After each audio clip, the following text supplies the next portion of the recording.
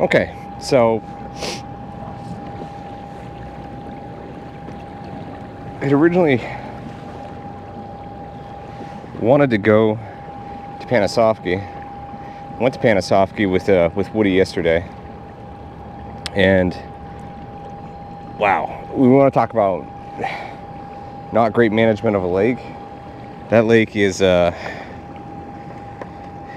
not looking good right now. Now, when we were there for FKBT, sorry, the BS, we had a tournament there for the Central Division. That lake was yeah, it was there was a lot of eelgrass. It was clean. It looked like a really cool lake, but there's just a ton of eelgrass, made it kind of hard to navigate. And I guess the state had let it go for long enough that then it just became inundated with eelgrass, and they decided, hey, we have to do something. So what they ended up doing was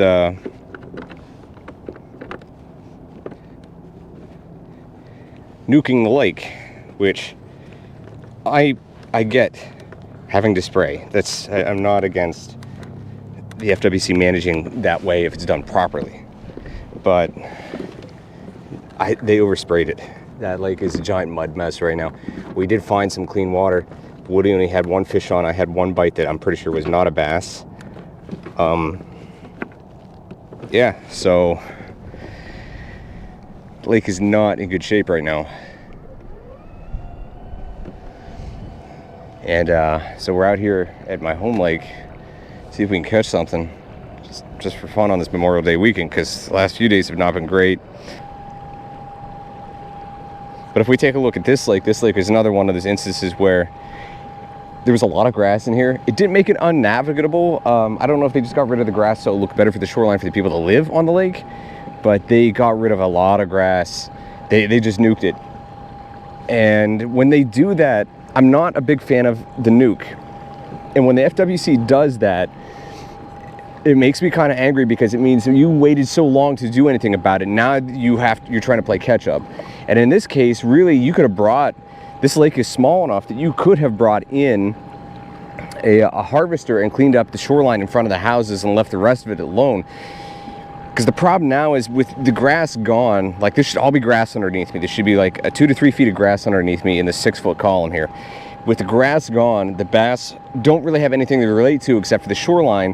And because there's no grass here, the bait fish are scattered everywhere. So the only pattern that kind of works, and it's not even really a good pattern, is if you find balls of bait, you kind of stick in that area, because the bass are just out roaming around, because they're not up on hard lines pushing, the bait up against the grass line or something like that, trying to bust on them. They're out here chasing them. So you'll find a spot, like we're gonna go to a spot down here where there's a section that the bass there's some dead grass down here, but there's a little bit of grass here. It's ratty, not good looking hydrilla, but the bass are at least in this area kind of pushing bait fish around, and you can sit here and fish it for a little while, and as long as you're throwing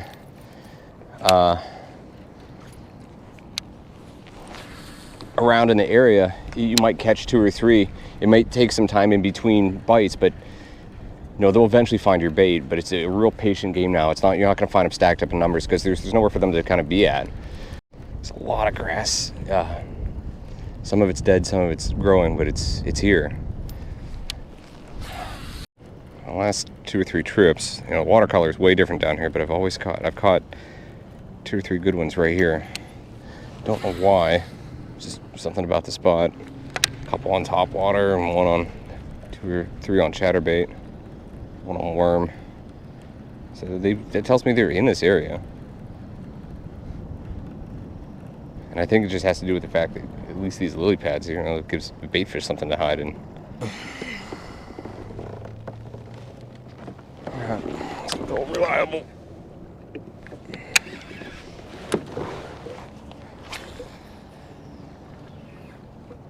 The problem with this style of fishing, and why I don't really like it, but I mean, when you've got nothing else to do, you kind of are stuck with it, is the fact that, so this whole area here, this, area larger than a football field, we know that the fish are pushing bait fish around, because there's no real kind of structure here. There's like modded grass everywhere. It's like hydrilla is trying to grow back in. We know there's bait fish here. I saw bait fish get chased over there. I've seen plenty of gar come up and smack the surface. There's bait fish here. And the bass we know are here too. The problem is, what we're doing is we're sitting in a spot hoping that they push the bait fish through and we get them as they're coming through. So I'm going to end up casting a lot in a lot of the same directions, working the bait the same back the exact same way. Once I get a bite, I know, yeah, okay, there was a group of fish pushing there. And typically, if I can get one in, get it off the hook, and as long as I'm not messing with it like it's not a big fish, if I get it back in and throw out there, my chances of catching a second fish are pretty good, but it diminishes after that first bite. It's not ideal, but we're just waiting for the bait fish to kind of circle around and get back into a spot where we can get our lure into the strike zone.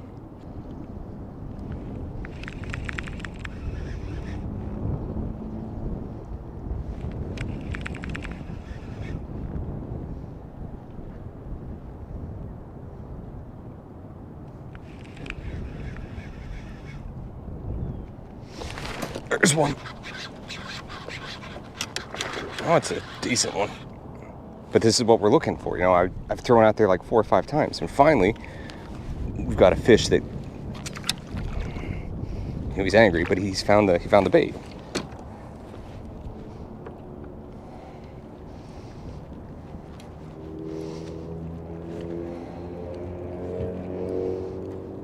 Well, it wasn't coming off, that's for sure.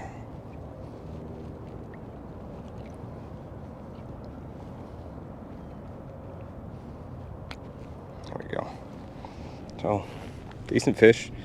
He's not super fat, but he's not unhealthy, so. Okay, well, let's go over here and fish this flat.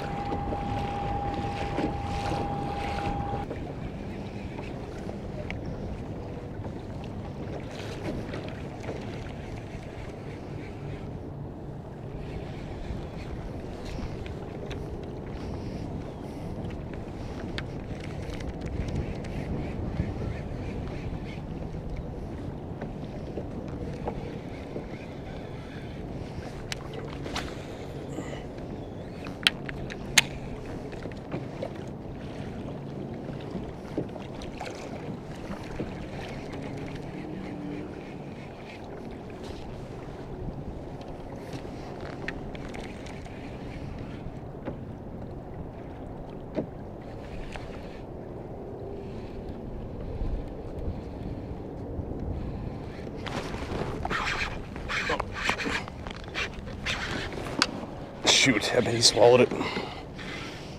Couldn't tell how long he had it. Oh, no, he didn't. Good. Yeah,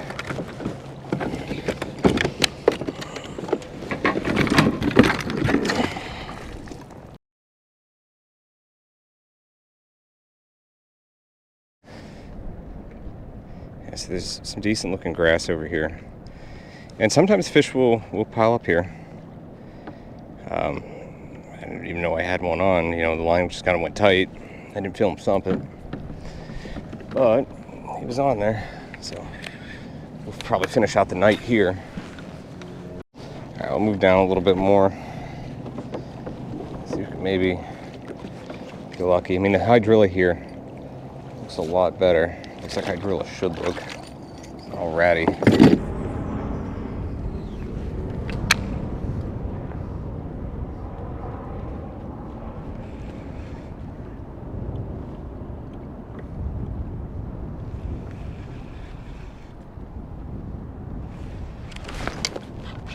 There's one. Oh, he's not very big, but man, he thumped it as I was dragging it. It's no giant, but he almost choked it.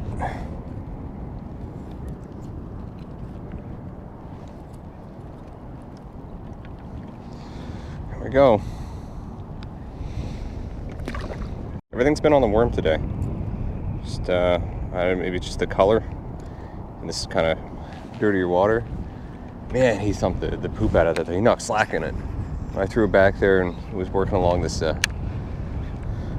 edge back here where the kind of reed stalks come out a little bit. I was pulling it like this and I hit a piece of grass and then he thumped it after. He hit the grass and felt it go over, and as soon as it went over, pop, slack in the line. and he had that hook towards the back and the top of his mouth and towards the back, so he wanted it.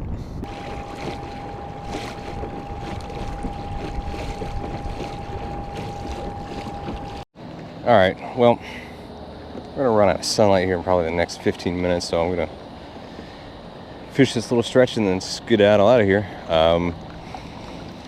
Man, I'm hoping in the next month or two, fishing starts to really pick up, and some of these lakes where they kind of haven't been managed the greatest start to pick up again. Hopefully with the water cooling down, the fish will be a little bit more active. It's still, I don't think we'll be great like when the grass and the stuff was in its prime and in a good state. But the good thing is, you know, some of the fish that I've caught here today, they're in decent shape. They weren't sores all over the body. They weren't emaciated. They were in decent shape. I think the skinniest one I caught was over there. The other two, and he was a pretty healthy fish, just like not super fat. The other two were gorged. They were little chunkers, which tells me that they're still feeding and they're not having a problem finding the forage. I haven't caught any big ones lately, but the big ones I've caught past month or two, they're decent sized ones. We're also fairly healthy. They weren't skinny, and that's what we want. So hopefully when the grass gets back up, fishing will turn back on, and hopefully it'll stay that way for a while, and we won't get an overcorrection in management here. That being said, I'm going to finish this out. Maybe I'll catch something cool, maybe if not. And hope everybody enjoyed their Labor Day weekend, and I will catch you guys in the next one.